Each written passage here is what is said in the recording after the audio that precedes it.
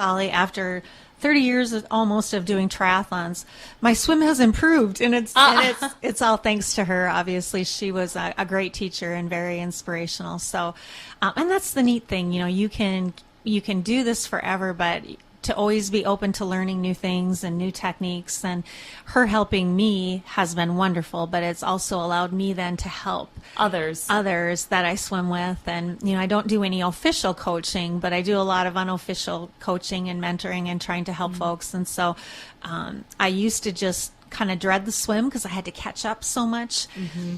I'd get out of the swim and all the bikes were almost gone. From the back.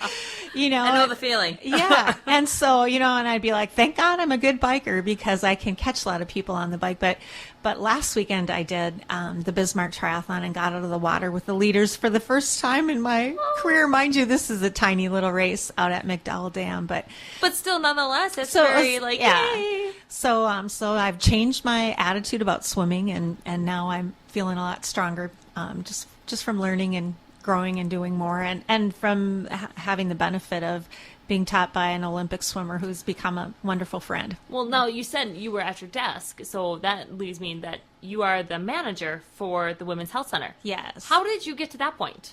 Because you started as a physical therapy. Right.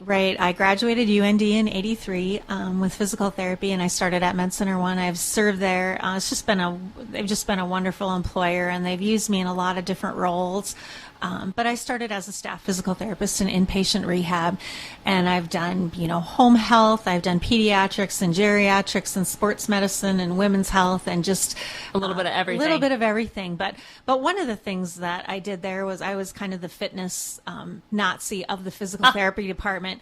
We would actually put in a Jane Fonda video at noon, and I'd get all the other therapists and PT aides together, and we would do noon workouts or go for runs. Fun. Or mind you, this was quite a long time ago, but so Fonda knows what she's talking about, though.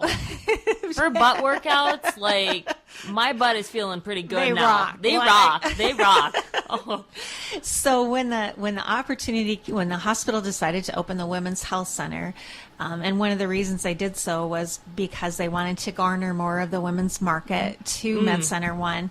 And a big concern of women in Bismarck Mandan was diet, fitness, stress management, weight loss, all those kinds of things. I think that still is the big concern for that all we women all in struggle with. So when they decided to open that facility, luckily they tapped on me to move into that position because I had kind of been informally doing that. Oh, for cool. So yes. How long has that been now? Well, I've been with Med Center for 27 years. Okay. And I've been at the Women's Health Center for probably 20 years. Oh, wow. Okay. Yeah, that long. Almost 20. Yeah, pretty close to that. So what is your favorite memory from the Women's Health Center? Someone that you've helped? There's a lot of great memories. I think that the best thing is that usually people feel better when they walk out the door than when they walk in. And I know how much wellness and fitness has helped me.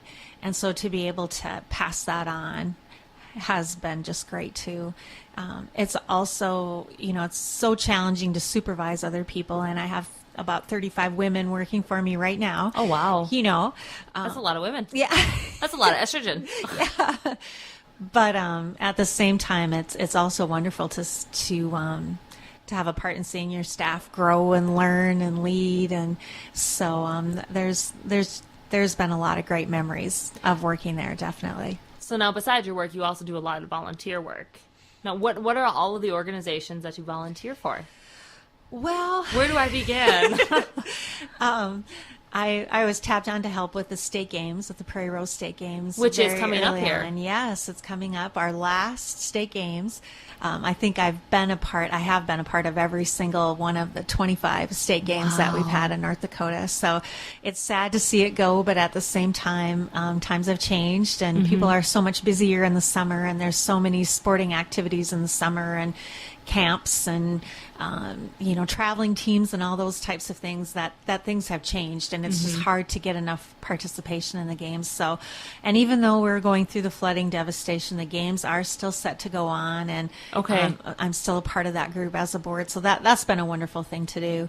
And as far as many of the road races and triathlons in town, I've been a part of those activities as well, so I have a fair amount of experience organizing those events, and everything from the legal aid runs to our Women's Health Center breast cancer walk run every year. Around Tamo. Yeah, probably the biggest fundraiser, the most successful, the most passionate has been our Great American Bike Race for cerebral palsy. We just had a fabulous year this year. And how did you guys do this year?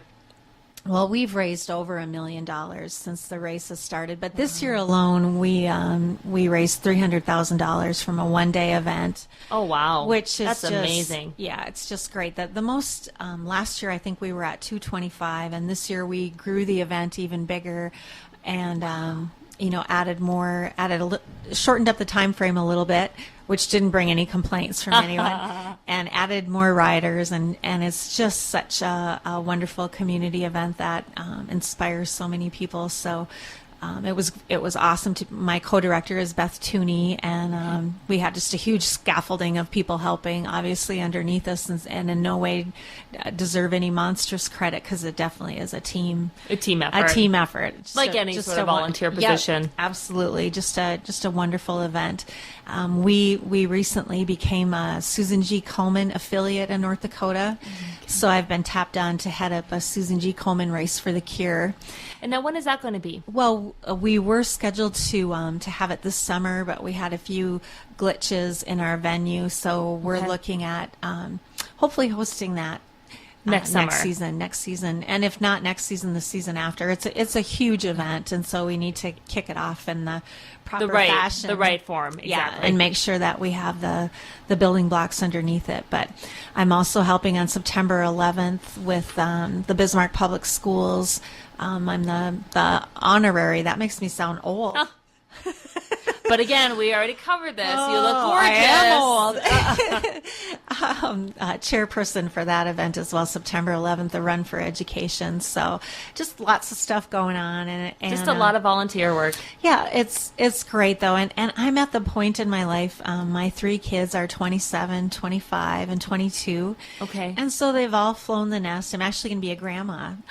Oh, congratulations. In 6 or 7 weeks. So, but do you know a little boy or a girl? A little boy, Charlie, baby Charlie. Oh, baby Charlie, already named. Yes. So, now so I'm at the point in my life where I can give back and I can do more. I don't have to pick anybody up from school at 3:30. You can do as much as you kind of want. And that baby story reminds me, I heard a crazy story that one time you ran a triathlon when you were like 9 months pregnant? What? 8 months pregnant? Okay, well, what's the truth? What's the true story? What's the truth there? Okay, well, because that just to me is like, wow. Well, I wish, to have that capability. Big old babe, watermelon. Either that or lack of common sense, one of the two. But the only, I did do several events when I was pregnant, and I never took them very seriously, obviously. I was just out there to participate, and but funny story with the Bismarck half marathon.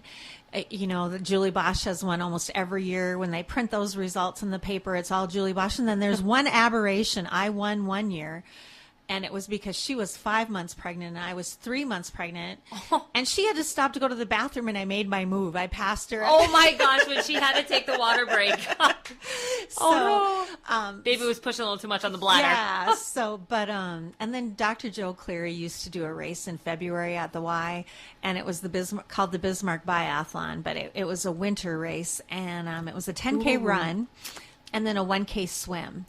And I did that when I was pregnant with Robert, and I was probably 7 months pregnant. Okay, so that's what the story was. So it wasn't a triathlon. It was a biathlon that I did when I was pregnant with him, very pregnant. I did a triathlon when I was pregnant with Kelsey, but I was probably only 4 or 5 weeks pregnant. So, okay. Yeah, but I did do one when I was rather large. In fact, at the awards, he announced me as Melanie plus Carvell when I got my award. Oh, for cute. Yeah, and then you know, I had the kids in the spring, so I was always eager to get back to racing. So I was back in the saddle pretty quickly, and with Elliot, my youngest, who's 22 now, I had him on Mother's Day, and I think I did the Bismarck or the Mandan Triathlon the first weekend in June. So okay, not that I'm advising anybody doing a to do triathlon at 3 weeks postpartum, but it worked for me. I was young, I was fit, and it was just something that you were able to do. Something I was able to do. So everybody's different, and yeah. So we got time for about one more question. So tell me, if there's someone who is watching it or listening to this show and they want to get involved with either biking or, running, racing of some sort, what would you tell them to help them get started? I think the main thing is to realize that anybody can do it. Like I mentioned before, sometimes people see a triathlon on TV and they think, oh my God, I could never do something like that. Yeah. But if you actually get to a race and see the folks that are out there, they're just everyday folks like you and me. I mean, you go to a triathlon and people are doing it on mountain bikes. They've got a baby seat on the back of their bike. Wow. Everybody is all shapes and sizes, and we're all on this journey together, and not to be intimidated. If you're interested, maybe the best thing to do would be to come out like to the Prairie Rose Games and even watch the triathlon. It's like going to a health club for the first time. You can be so nervous and you think, am I going to be able to fit in? I'm out of shape. I don't look like I want to look or whatever. And you get there and you realize, you know what? There's a lot of other people here who aren't perfect either, and so the first thing is not to be intimidated, and many times people wait to start something until that magic moment where their kids are all in school or out of school, or they'll lose weight first and then they're going to get started, or we wait for the time in life when things are going to be easier and then we're going to start taking better care of ourselves, and there just isn't that time just isn't there. You've got to do something every day to try to enrich your life. And so don't put it off. Just give it a try and try not to be intimidated. Nike says, just do it. Yeah, exactly. Find a mentor, find a training buddy, somebody to help you along the way. There's so much available online. Go to triathlete.com, go to runnersworld.com. There's all sorts of informational articles. I've learned a lot by reading and researching, and just get out there and give it a whirl. There's organizations in town that can help as well. If you go through Epic Sports, there's a cycling group that meets. We have informal groups that meet to swim, bike, and run. We plan it all by email, get on an email list. And I know also Bismarck Parks and Rec has some learn how to run groups that leave from Capitol Racket. They leave from the Bismarck Aquatic Center. There's masters swimming groups that meet. Loic Joseph coaches those up at the Bismarck Aquatic Center. There's just a wealth of knowledge and people and fun that you can get involved with if you're interested. And call me. And call Melanie, and there you go. I can help hook you up. Oh, very cool. Well, you guys know where she works because she is also on the July cover of City Magazine. And thank you so much. Oh, it's fine. Thank you so much for coming on Thanks this show. for having me. Appreciate it. It's been fun. Everybody, thank you for watching this edition and listening to this edition of City Chat with City Magazine. Make sure you head to the website at thecitymag.com where you can read the current issue with Melanie on it and read some extra questions that weren't printed in the magazine, and also watch more episodes of City Chat with City Magazine. Have a good day. Thank you. Thanks.